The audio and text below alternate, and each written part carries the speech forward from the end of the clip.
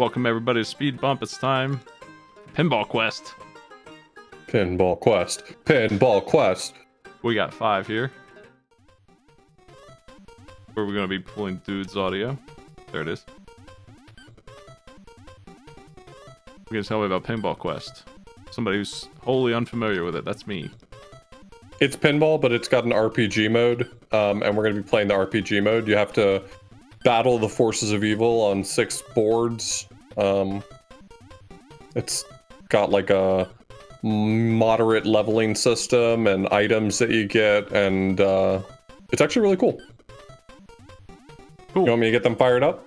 Yeah, I got everything going. It's good to go. All right.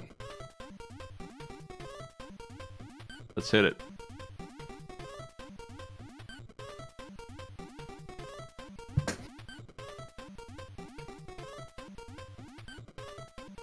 I'm a big fan of Pinball Quest. I have played a lot of it in my life, and it's very good. We're putting a 30-minute clock on this, right? We're going to go by score? Yep. I told them how we were going to score it. Basically, furthest board they've reached.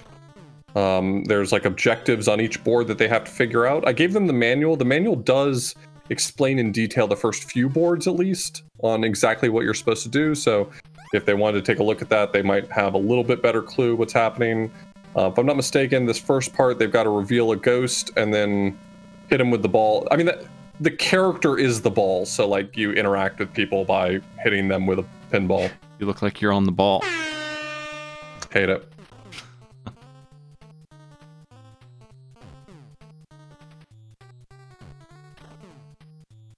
Where's my Duke Nukem intros? You look like you're da-da-da on the ball. Da-da-da.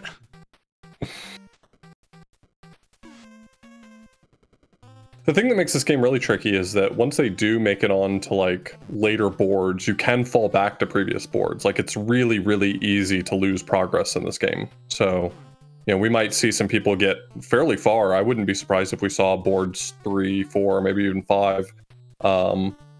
But if you goof up at just the wrong moment, you can get sent back, falling to the board before you, and there's no guarantee you don't just keep falling.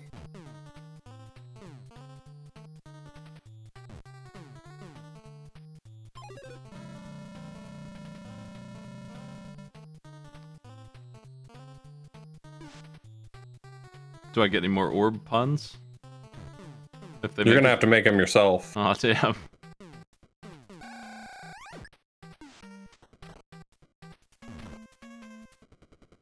I genuinely have been trying to think of a good one, but I've got nothing.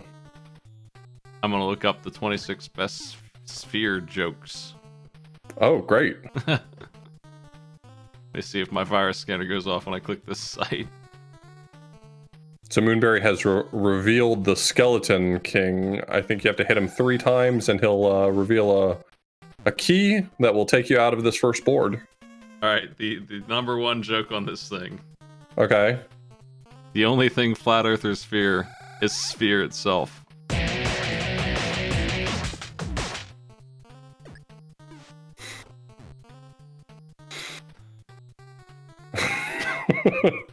That's the best one on the list? That's #1. It's the best they got. Okay.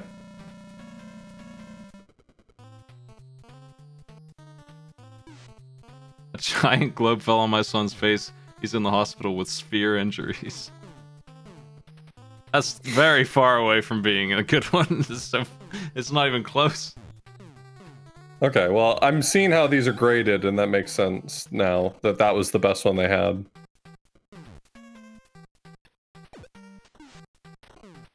I mean, these are weird. It's like somebody who really likes orbs too much. My neighbor's arguing that spheres have corners. I don't listen because they're pointless. What? Cool. I can't decide if that's a real website or if, like, the site just pulls ChatGPT upon entering it. Here, let me see if ChatGPT has anything better. I've been seeing a lot of content from that. I've noticed that basically all the NFT guys gave up on NFTs and they've moved to just loving AI more than anything on Earth. And oh yeah, they're trying to make it look like there's a big one going around right now where Skyrim has Chat GPT dudes now. They're just I saw that one. they just you walk up to them and they're like, I like bananas, and you can have a conversation with this guy who you don't care about at all about bananas, and they think, and it sounds like the robot because it's not far enough along to steal voices yet, but it will be someday, and then you can have the voice actors stolen voices talking about bananas in Skyrim. My favorite thing about all of those promo videos for that mod is that every time you talk to an NPC, the first thing they say is, let me think about that, and then they're quiet for 15 seconds. Oh, and then all the AI dudes are like, oh wow, it's so realistic. It's like I'm talking to a real person. That's editing, because it actually probably takes hours for them to come up with a response, and they just they trimmed out it's really far away from being. It's going to eventually be the blandest thing on Earth with no heart at all. Not that Skyrim has always been a game I described as like, and I'm not the only one, a mile wide and an inch deep. Like, yeah. What if it were a universe wide and an inch deep? That's what AI's gonna. Anyway, Orban, this actually looks like a really cool game, if frustrating. Like, maybe it's a little difficult because Pinball is designed to steal your money. Right. So the concept of Pinball is that you lose, and it's a skill game if you have shake and stuff, and it doesn't look. Can you shake the table in this? Mm-hmm. Yeah, there is a button for shaking the table slightly. Well, Pinball is a very skillful game. The people who are good at it are way too good at it, and everyone else is bad at it. Like, you plateau, you just lose all your money, or you get free games over and over again all night, and you just leave out of boredom. There's the two tiers of Pinball, and this one looks pretty rough on controls, but that's early Pinball. Pinball is a. So there's a few things you can do to help yourself in this game. So as you like kill monsters and don't like screw up yourself, you get this little meter at the bottom, that AT meter, that's your attack strength. And so you do get stronger, and so when you hit things, it affects them more. If it's an enemy, you kill them faster. If it's something that needs to be broken, it breaks it faster. But on top of that, there's items in the shops. So you can get improved flippers that just kind of give you a base multiplier to your, or an improvement multiplier to your attacks. And there's even stoppers, so you can activate those to like put a plug right down the center or on the sides to prevent the ball from falling backwards. And those can be really helpful. Unfortunately, the amount of money it takes to be able to buy most of those things is absolutely absurd. And so for that reason, perhaps a more practical option is to steal, but stealing has a really low probability of success, and you don't know what you're going to get. So maybe we'll see some players going for the steal option, but there are downsides to it. If you try to steal and you get caught, like you don't successfully steal, I think you lose some of your attack meter. This game is, when did this come out? This is super interesting for, like, I mean, at this time I was probably just playing the crappy NES pinball game and maybe Space Cadet in a couple years. Yeah, this was 1990. This is a Jalico game. Have you played Peglin? That's a game with lots of word puns. That's right. Mm-hmm. Yeah. They just Okay, added some I more. asked ChatGPT for its best sphere jokes. Are you ready? Yeah.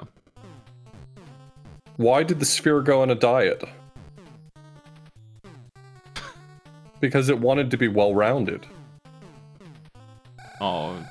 Oh, actually, here's the best one. Oh, I can't believe it didn't put them in order of best jokes to worst jokes. Here's the best one. What do you call a sphere that loves to garden? Garden orb. A green sphere. I don't get it.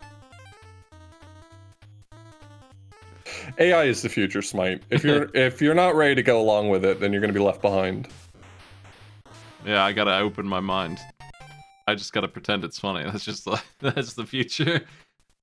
All that like Cowboy Bebop, and he's interacting with the computer and all that web surfing and all that future stuff is out the window. Actually, it's supposed to be confusing and bad. That's AI. You just gotta pretend that ChatGPT jokes are funny, just like you pretend tech pros are smart.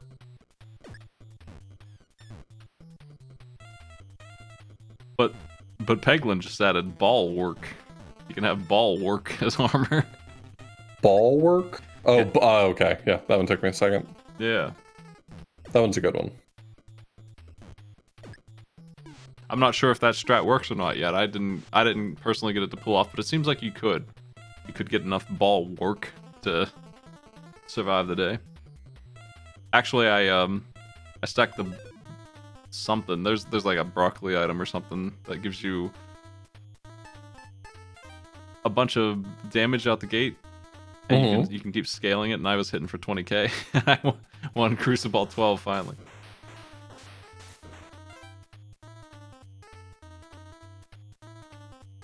I love that if you go into the shop and try to steal and you fail at stealing, he like limps out of there on a crutch with a bandage across his head. Very funny. Trying to focus on Pinball Quest, but you got me wanting to make fun of AI now. So the trick to level 2, if I'm remembering correctly, is there's this witch that you have to fight, but the witch will go and heal himself every time you deal some damage at the fountain that's in the top right. So in order to stop him from healing himself, you have to break that fountain. So that's what that level's all about. Okay. I could see. I think that the lack of checkpointing, like locking this in, is why this is so tough, right? I've seen this green field a couple times. Yeah, so the thing is that some progress that you've made is kept and some is lost. So like it's easier to get out of level 1 once you've beaten level 1, not just because of a knowledge checkpoint, but because some of your progress is maintained. Okay. And so for that reason, what's going to happen is when a player does finally get to level 3, for instance, some of their progress in level 2 will be saved in such a way they'll be easier for them to make it back there. So as we get further through the race, we'll probably see people getting to and staying in like level 3 longer.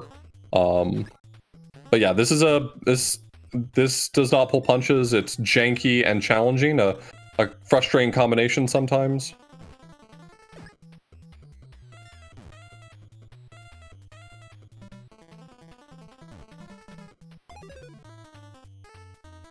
Dude looks like he caught the devil flippers, the purple flippers that make your attacks more powerful. So that might help out quite a lot.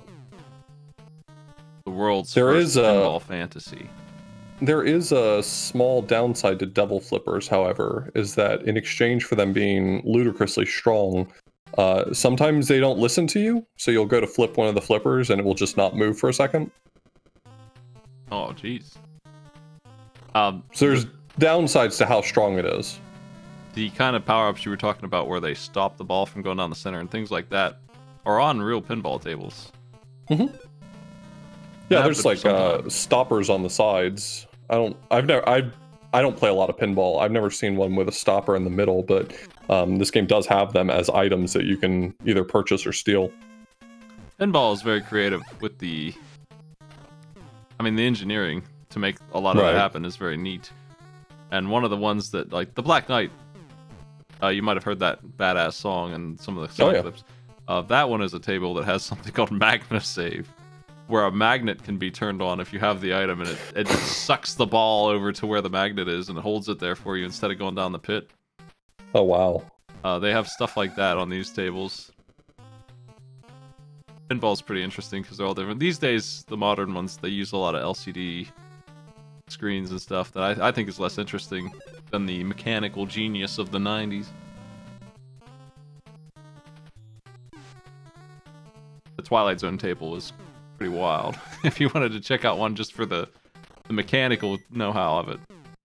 But that magnet concept is used in like Twister and some other ones where there's just some huge magnet that turns on sometimes. You power up and it just messes up the orb's flow. Okay, I'm confident in Dude right now, having the devil flippers. That's... Yeah, boss is dead now. At least I thought I... Yep, there we go. So we're moving on to level 3 on Dude's screen. Oh, nice. There's the castle.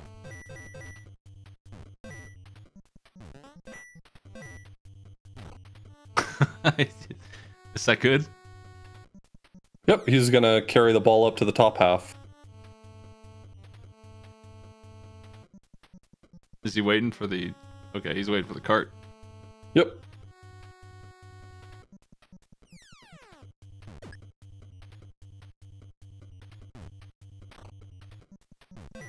Immediately fell back down.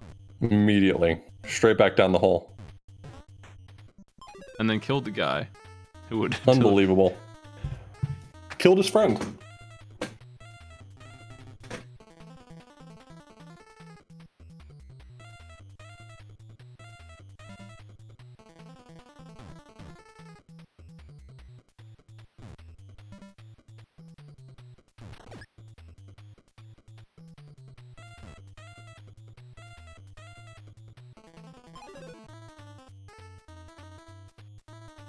When did you play this? I speedran it probably like the first time I ever played it was speedrunning it. I'd never played it before, but I was introduced to it. How do you speedrun a game like this? Well, I mean, the RPG mode has 6 boards, and you beat the game when you beat the last board. Yeah, but what do you do in terms of actually speedrunning it? Like, what's the I mean, task? Yeah, I guess part of it is a little bit of a random draw, hoping that you get good items when you go through the shop early on, but do you get really good at skill shots? Yeah, I mean, you kind of learn how to line up certain specific shots to get what you need. Things like moving around the board, you kind of just figure out where on the paddle to hit it, since it's kind of a rudimentary physics system. It gives me the same vibe Devilish does, where it's an adventure of a game that wasn't meant to be, and it's also really janky. Yeah, I would say this is probably jankier than Devilish. I think Devilish is a little I can see better in its presentation. This is definitely it's clumsy, but in a charming way, I guess. The way it's it like stubbornly bounces around is a little wild. Pinball is a really hard game to nail down. Yeah. I can't imagine actually trying to code up a pinball system on the NES. So for instance, like you can see right here on Dude's screen, I was mentioning that there's some like checkpointing that happens. Once you've beaten the first world, if you come back here, rather than having to defeat that giant skeleton to get the key, there's just a key sitting by the door. And if you can hit that, then you get to go back immediately. So that's the kind of like ways that it speeds up your egress. It's kind of like the cave doors in Spelunky, that game you're gonna play. Yeah, Spelunky, the one I'm gonna play. Yeah, looking forward to that. I don't want to miss that. I want to see that. It's always fun when someone new to Spelunky jumps in and dies to the first Goomba, and the second one, and then to the first one again, and then I'll never die to a Goomba. That'll never happen. I'm surprised no one's gone immediately for the stopper. If I saw that light up, I would be like on that big time. I don't know how much money people have been collecting. I don't remember how easy it is to get money in this game. So I don't know whether or not it's like realistic that people could purchase those, or whether or not they're saving up for better ones. Because the thing about the shop is that you can buy like a stopper that'll plug up one of the spots, but there's also very obviously in the shop something called permanent stopper, and it's like you probably, like, I can imagine someone wanting to save their money for it. Sure.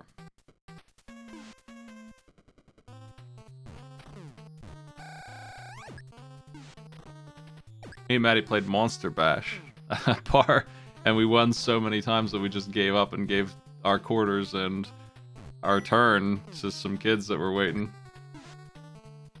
We had the Dracula triple jackpot on lock.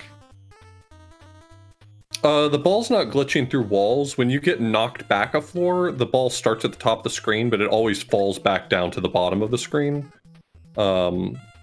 So, like, it shows you the screen that you're going back down, but It's not a glitch. It's intentionally falling all the way back down to the bottom of that board.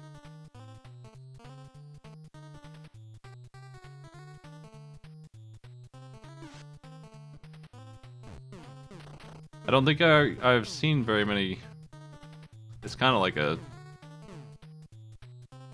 roguish, like the way it plays feels like an indie game idea. It just doesn't feel like a 90s game. Oh, this doesn't feel like it? Yeah. Yeah, it's a little unusual. It's like the sort of thing that I wouldn't have expected to get made. It does have like standard, more or less standard pinball boards built into the game as well. It just has an RPG mode that has this. Oh, nice. I can't imagine playing the normal pinball boards on this game, though. I don't think that the pinball system is high enough quality to be worth it. I definitely had some pinball SNES games that are just a disaster to play. They're so unfair. I feel like if you're going to play pinball, this is not the version of it you'd want to play. It's just that this has such a unique RPG mode that it's worth playing that. Yeah, I mean, at this point, you're a real pinhead or whatever.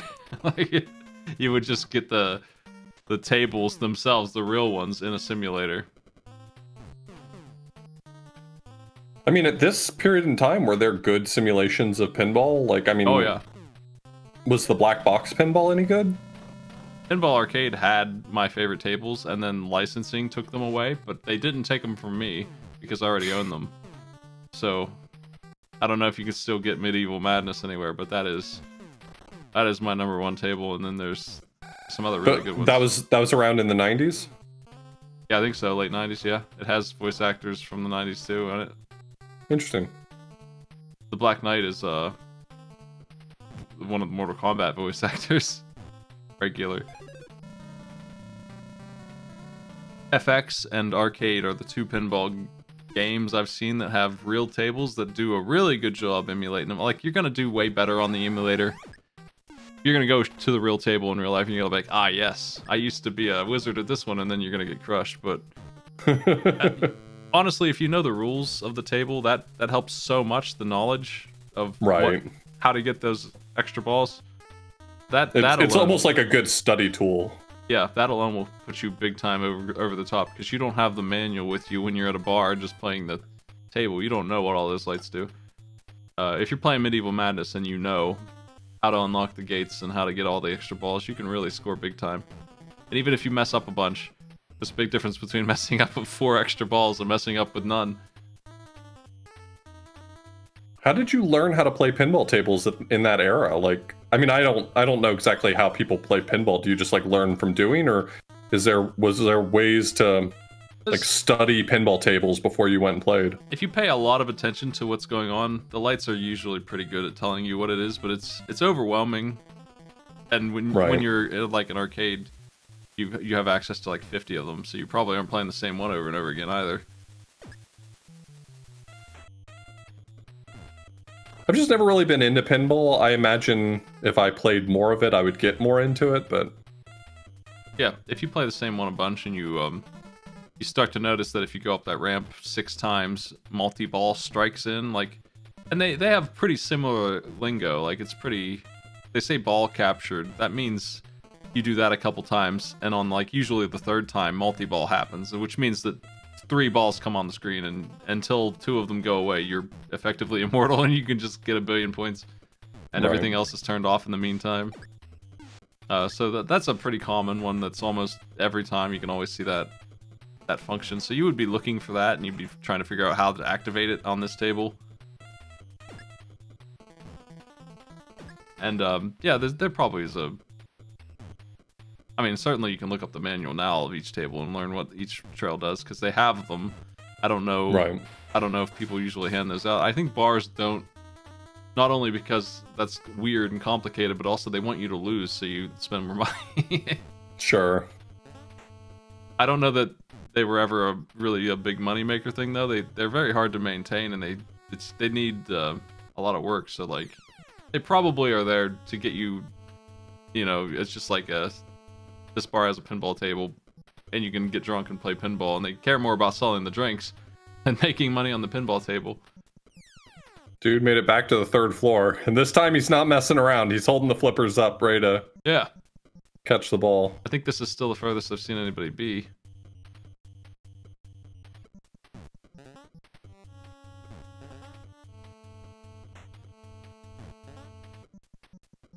Yeah, a lot of them have win conditions actually, which is weird to think about, but a lot of the ones, especially from like the 90s on, have a condition that you can do that is like a winning condition. The Bride of Pinball is one of the ones where you can get billions of points if you pull it off, where you're not usually, like you look at the scoreboard and like the top 10 guys will have billions and you'll be in 11th place with 11 million or something like that. Like it's because they actually cleared all the goals, and until you do, you can't get anything. In Medieval Madness, you kill all 6 of the knights and the guy who's like usurped the throne. It's just got this big plot, and once you take him out, everything's worth 1,000,000 points now, just everything you hit, and you can do whatever you want until you finally die.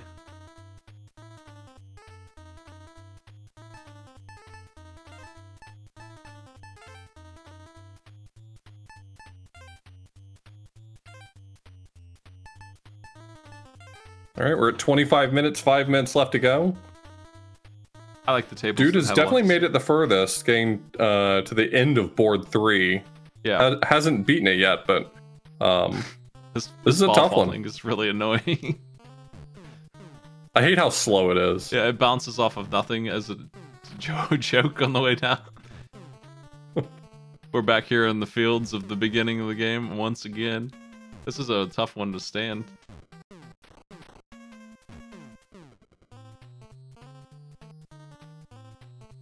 I told you I couldn't imagine anyone stomaching this for much more than half an hour. I mean, once you get good at it, I think that this game can be very fun, but I think that it is posing a suitable challenge for our players.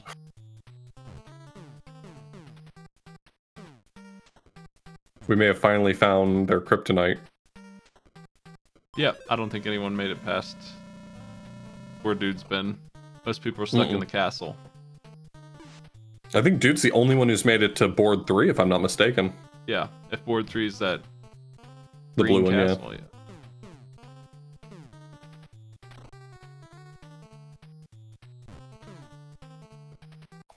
Well, if you come to MagFest, I'll show you the pinball tables. They didn't have Medieval Madness much, but they have a really good pinball selection next to the other machines you have to play. You have to play Scotto. Can't skip Scotto. Of course. The classic. And then there's the F-Zero AX with the gravity chair that kicks ass. I think the F-Zero arcade game is supposed to be coming to SGDQ. They released their arcade offerings, and I think it had F-Zero and Initial D7. Oh, the F-Zero AX machine is so good, and you can plug in your memory card if you're a huge nerd. You know somebody's serious when they pull out a memory card before their turn and log in their stats so that they can update their times as they sit in the gravity chair, and you just, you know, a normal person gets in F-Zero and loses instantly because F-Zero is really tough, and that one's no joke. You're gonna fly off the course and respawn and be in 30th place. It's like 30th place out of 20 racers. You're just gonna be way back there. But the gravity chair is really fun. It's really cool. But yeah, lots of good pinball machines down there. I really like Monster Bash, and Whodunit is a mystery game. You play Columbo, basically. Or some noir guy, actually, just before that time. Probably like Peter Gunn is who you are in that. And you're just like, you're solving a murder, and it's got some cutscenes on the pads and stuff, and you chase the suspect. Randomized? Yeah, it's randomized. Like somebody shoots one of the 6, and that person's dead now, so they obviously didn't do it, and you try to collect clues and bust them, and eventually you chase them. Clue. Yeah, in pinball form, and a pinball table, and it's really good. Oh, it's a pinball table. Yeah, you chase. Oh, them I missed that part of what you're saying. Yeah, pinball table where you chase them looks around like the board. Dude's gonna be heading back to board 3 one more time. Maybe we can see some progress on it before we wrap up this race.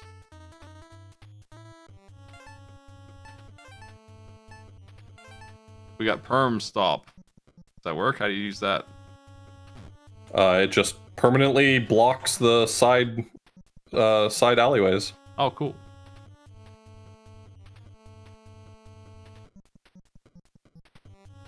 I think it lasts until you leave this board, if I'm not mistaken. The other stoppers can take like 2 or 3 hits and then they break. This one, I think, only goes away once you leave this board. So either up or down. I think it removes it. I can't recall. Oh. But I know it's not breakable. I was thinking about who done it, and Chase, the clue aspect of it is really fun and cool. But the best part of the whole thing is it's got a roulette table on the side that you can go up and you can bet literally all of your points. You can bet every single point you have. You can bet billions, and you can lose every single point. You can just have 0. Or you can get 6 billion. You can just go in there and you can be like, yeah, I'm going to do that. And you can bet everything on red. And he says, put it all on red, in a voice acting like noir guy. And then he's like, oh, man.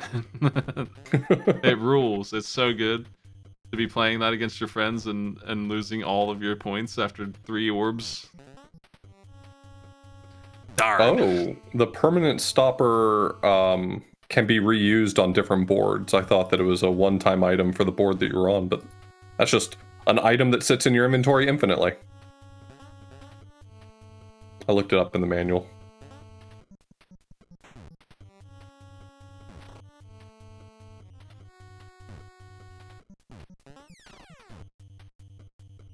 Yeah, I don't know if you can access the tables that were on Pinball Arcade anymore. They definitely got taken away. 30 minutes is up. It is time to call it. That is our time. Pinball I'll Quest. pass that along to the players. A rough journey here. Good idea, but boy howdy. There are other, at this point, indie pinball games like Devil Crush or something like that. I can't ever remember the name. I haven't played it yet.